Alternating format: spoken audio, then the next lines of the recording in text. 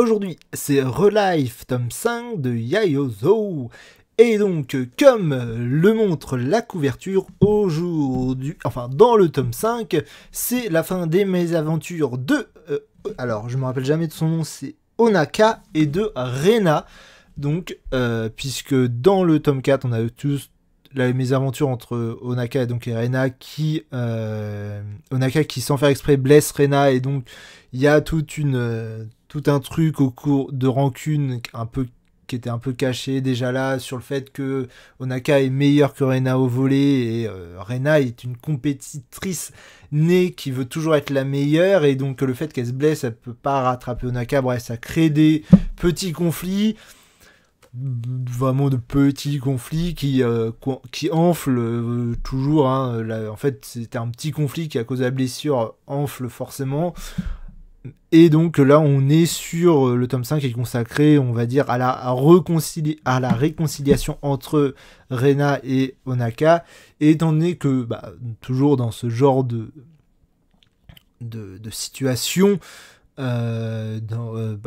terminale, au lycée, ce genre de petite brouille a forcément des répercussions sur le groupe en entier. Et donc là, il y a des répercussions évidemment sur tout le groupe, surtout sur notre personnage principal, Arata, qui il va essayer, et avec, comment elle s'appelle, c'est fou les noms, je n'y arrive plus, les noms en japonais j'y arrive pas,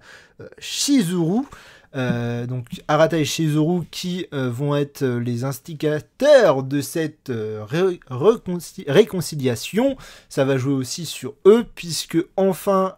on sait pourquoi, définitivement on a tous les éléments de pourquoi Arata au début de la série donc était au chômage, pourquoi il avait démissionné. On apprend que la collègue qui l'a défendu, qui était on va dire qui était le bouc émissaire de l'entreprise, et que lui a défendu, malgré les défenses, en fait, ça a accentué les répercussions, les persécutions que subissait cette jeune femme, au point où elle s'est suicidée. Donc c'est pour ça que Arata, se sentant responsable de ce suicide, a démissionné de sa boîte.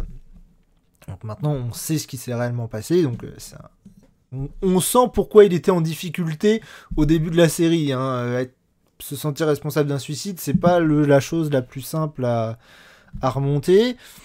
On en apprend plus, donc, comme je disais, sur Shizuru aussi, puisqu'on apprend que sa façon d'être, le fait de pas s'approcher des gens, au point que maintenant elle est plus capable de lire, on va dire, de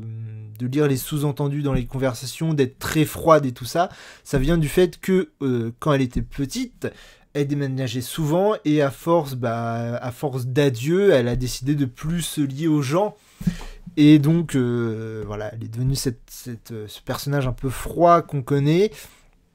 Donc cette brouille aura eu au moins ce mérite-là, hein, le fait de nous en apprendre plus sur le passé de nos personnages préférés.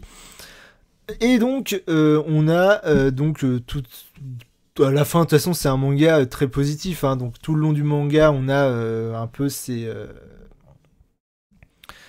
remises en question de tous les personnages, de pourquoi ils ont fait ce qu'ils ont fait, sur le fait que j'aime bien beaucoup le discours de Shizuru sur l'échec, disant que elle aussi, elle a eu le même problème que Arata, dans le sens où elle aussi, elle s'est mêlée d'une affaire qui la concernait pas, et ça s'est mal fini. Et donc c'est pour ça que Arata au début ne voulait pas trop se mêler de la situation entre Hanako et Ran, mais Shizuru a su le convaincre avec un joli discours sur l'échec, sur le fait que l'échec de la dernière fois lui a laissé un goût amer, et que c'est en faisant des échecs qu'on réussit la prochaine fois. Voilà. Donc il y a plein de ça, c'est beaucoup de remises en question, beaucoup de trucs, de leçons de vie un peu, on va dire, des fois un peu niaises, mais toujours agréable et toujours un peu vrai au final. Et donc surtout, moi, ce qui m'a fait extrêmement plaisir sur ce Relife tome 5, c'est évidemment la fin, la toute fin. Cette dernière page, vraiment, sur cette dernière page, puisque Arata arrive enfin à rendre la monnaie de sa pièce à Ryo et à Anne, puisque Ryo et Anne, si vous avez suivi le début de la série, sont toujours là à sticoter Arata, à faire des petites réflexions, à l'embêter un petit peu, pas des trucs méchants, hein, des trucs vraiment drôles. C'est un peu des situations comiques à chaque fois de Ryo et Arata qui lui dit ah bah alors par exemple là il y a l'affaire, donc Shisoru vient dans l'appartement de Arata, hein, donc c'est 2 lycéens dans un appartement sans adultes, et donc lui n'a pas le droit évidemment en tant qu'adulte, même s'il a l'apparence d'un jeune de 18 ans, évidemment les relations amoureuses lui sont proscrites, et donc forcément Anne l'asticote sur le fait qu'il se retrouve seul avec une lycéenne dans son appartement, et ça c'est pas la première fois qu'elle fait, c'est le genre de truc qu'elle fait régulièrement, et donc là il les a eus, puisque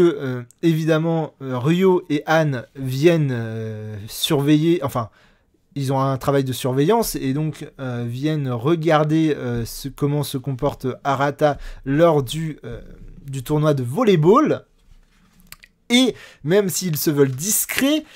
Oga, l'un de ses camarades à Arata, repère Ryo et Anne, et donc qui donc était comparé aux autres personnages, étaient donc tous les deux un peu plus loin, mais Oga les repère, et Arata a une idée géniale pour bien se venger de toutes ces petites piques qu'on lui lance à longueur de temps. Il lance un magnifique, attends, faut que je le lise, ah oui, vous êtes ensemble, c'est une sortie en amoureux. Et donc là, évidemment, t'as tous les autres du groupe qui foncent sur les deux pour leur dire ah c'est vrai là. Enfin une petite vengeance d'Arata qui fait plaisir, qui m'a fait beaucoup rire, et donc j'ai hâte de lire la suite de Relife comme d'habitude, hein, c'est vraiment un super manga, vraiment c'est beau, les situations sont géniales, c'est frais, j'adore Relife, et j'ai hâte que arrive le tome 6, donc